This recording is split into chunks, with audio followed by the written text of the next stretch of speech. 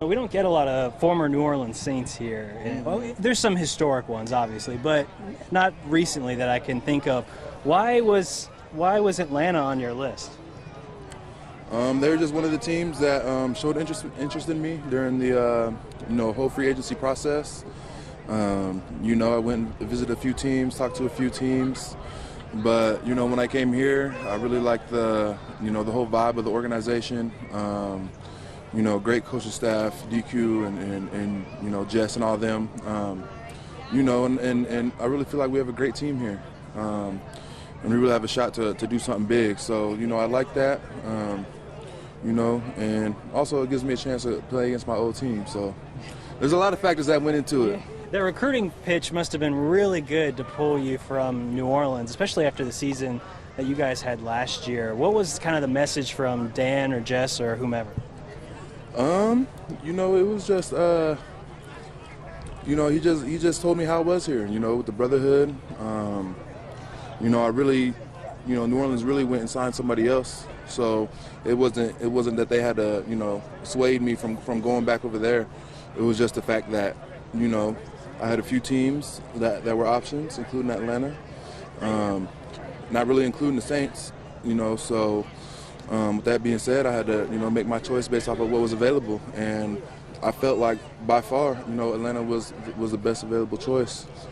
So you're really looking forward then to going up against the Saints twice if that opportunity comes. Most definitely.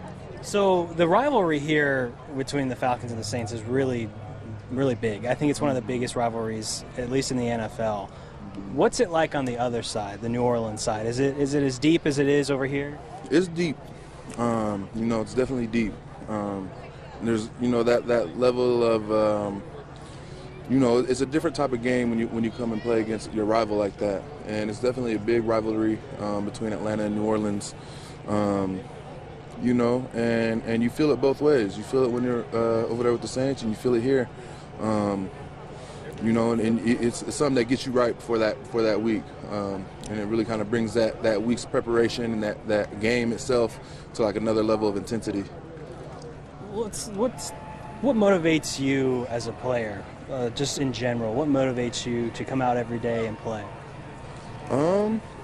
There's several things. I'd say my family. Knowing how hard they worked to help get me here, and all the things that they had to sacrifice for me, growing up as a kid, and even to this day. The other thing that motivates me is, just knowing the work that I've put in to get here.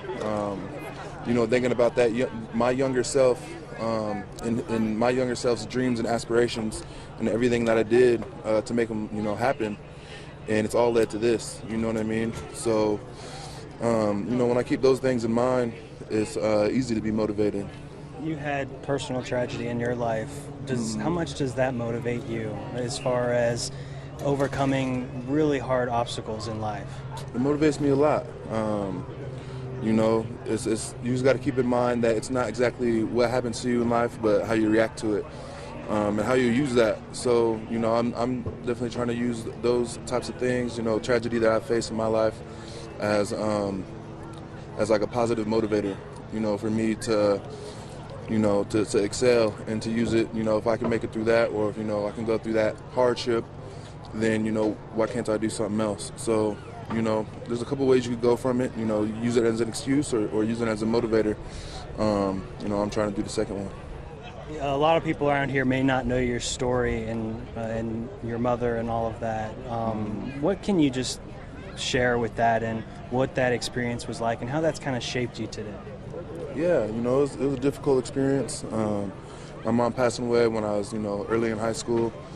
And it was a difficult time, but that's really when the rest of your support group, helps you through things like that.